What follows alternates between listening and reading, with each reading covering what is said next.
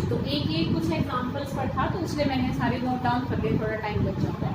तो देखो ये गिवन हो गई, ठीक है, कि जैसे देखो ये 4 सॉल्यूशंस हैं, मैंने एक और 5वां और ले लिया, जो नोट्स में है वो 4 है, तो एक और एक्स्ट्रा ले लिया है, थोड़ा और क्लियर हो जाएगा। देखो ये 4 तुम्हें सॉल्यूशंस मिले, यहाँ पर भी मोलर वर्ड और उदाहरण है।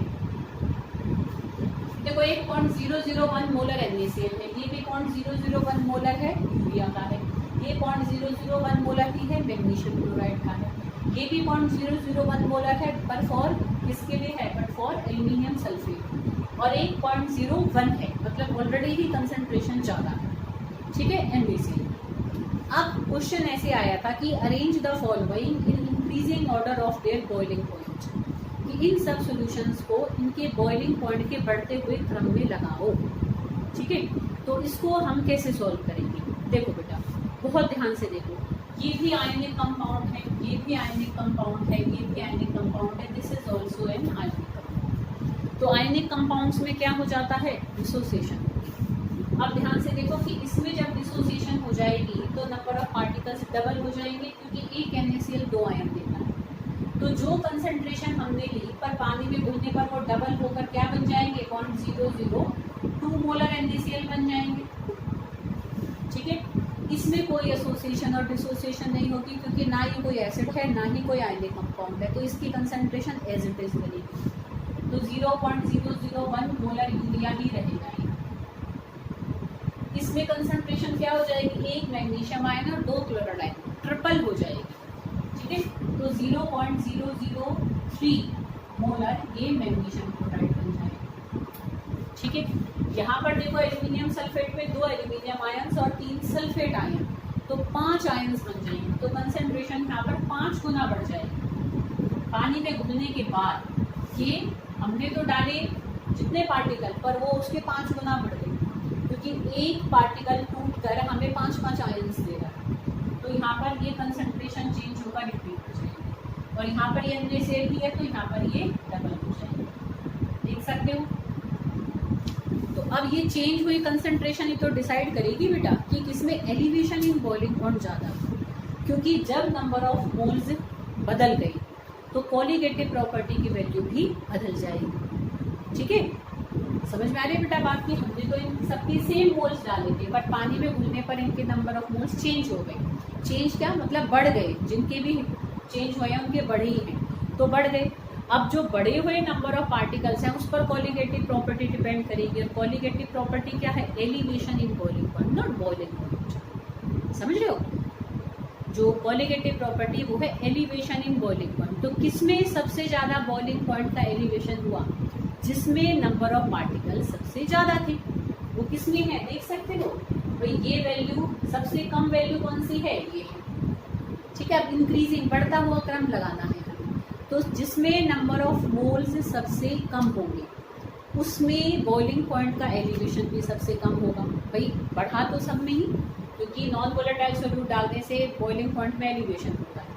अब हम ये देखेंगे किसमें सबसे कम एलिवेशन हुआ, समझ रहे हो। फिर देखेंगे उससे ज़्यादा एलिवेशन किस में हुआ, वो सब किस पे डिपेंड कर रहा है, number of moles of solute particle पर। तो जिसमें नंबर ऑफ मोल सबसे कम है उसमें एलिवेशन इन बॉइलिंग पॉइंट भी सबसे कम हुआ होगा, मतलब उसका बॉइलिंग पॉइंट भी इन सब में सबसे कम बढ़ा होगा, ठीक है। तो सबसे कम बॉइलिंग पॉइंट इन 5 में से किसका होगा, तो अगर हम इसका आंसर को करें तो बेशक आंसर में तुम पहले इसको खोल कर लिख सकते हो, यहाँ लिख दोगे कि ड्यू टू डिसोसिएशन, बस, है ना, फिर आंसर करके लिख सकते हो। तो due to dissociation concentration changed as, कि भाई ऐसे ऐसे कंसंट्रेशन चेंज हो गई, ठीक है बेटा। अब जब चेंज हो गई तो फिर इंक्रीजिंग ऑर्डर क्या बनेगा, तो इंक्रीजिंग ऑर्डर पार्टिकल्स का ये बनेगा जिसकी में नंबर ऑफ मोल सबसे कम थे, उसमें बॉइलिंग पॉइंट सबसे कम बढ़ा होगा। उससे ज़्यादा किस में बढ़ेगा, 0.002 में, तो 0.002 मोलर NaCl। उससे ज़्यादा किस में बढ़ेगा, 0.003 मोलर मैग्नीशियम क्लोराइड। उससे ज़्यादा किस में बढ़ेगा, 0.005 एल्यूमिनियम सल्फेट, है ना, मोलर। और सबसे ज़्यादा किस में होगा, क्योंकि ये वैल्यू ही अलग है। ऐसे में सोचना कि भाई मतलब देखो जनरली तो तुम्हारा सेम कंसंट्रेशन से ही क्वेश्चन आएगा, पर ऐसा भी आया हुआ है इसलिए मैंने डाल दिया है। सेम कंसंट्रेशन में सिंपली देखना है कि किसमें नंबर ऑफ आयन सबसे ज़्यादा है, सीधा उसका बॉइलिंग पॉइंट सबसे ज़्यादा है, सीधा साधा हिसाब कि जिसमें नंबर ऑफ आयन सबसे ज़्यादा है। फॉर्मूला देखकर तुम पहचान सकते हो, फॉर्मूला निकालना भी आना चाहिए।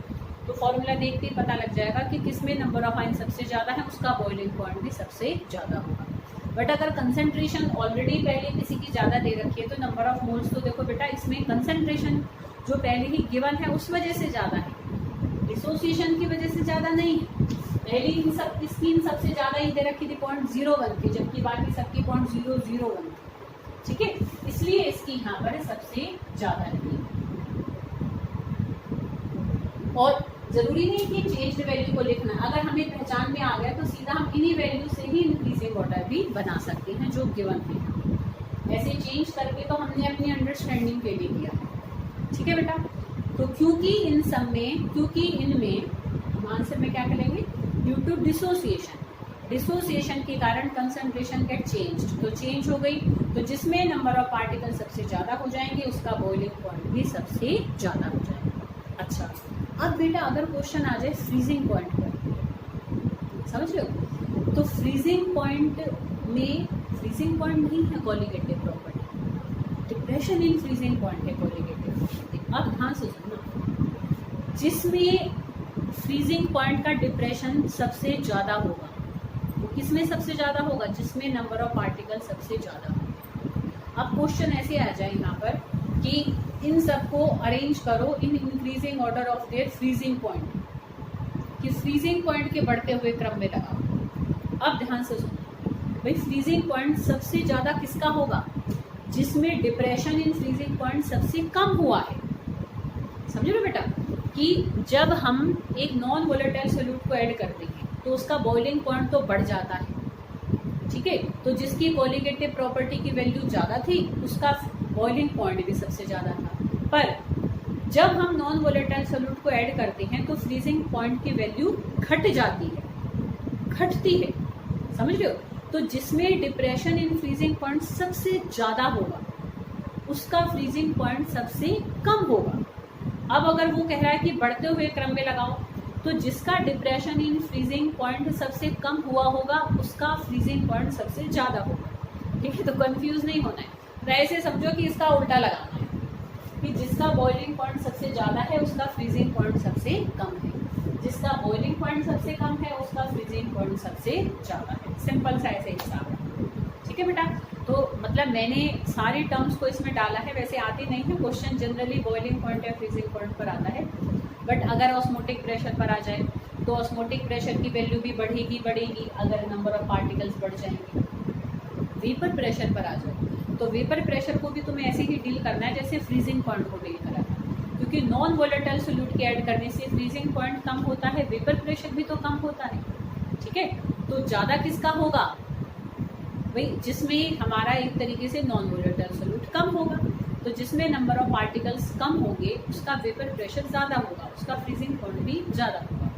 और जिसमें नंबर ऑफ पार्टिकल्स एक तरीके से मैं कहूँ कम होंगे तो उसका बॉइलिंग पॉइंट भी कम होगा। लिखा हुआ है मेरे नोट्स में अच्छे से कि वेपर प्रेशर और फ्रीजिंग पॉइंट तो इन्वर्सली प्रोपोर्शनल है नंबर ऑफ मोल्स के, बाकी elevation in boiling point, depression in freezing point, boiling point, osmotic pressure, ये सारे डायरेक्टली प्रोपोर्शनल है। तो जिसमें नंबर ऑफ मोल्स ज़्यादा हैं उसमें इनको हमें ज़्यादा ही दिखाना है। ठीक है, बट फ्रीजिंग पॉइंट और वेपर प्रेशर में हमें ध्यान रखना है कि ऑर्डर को हमें अपोजिट बनाना है। ठीक है, नोट्स में से देख कर भी तुम्हें आ जाएगा। तो this is all about this unit, that is solution.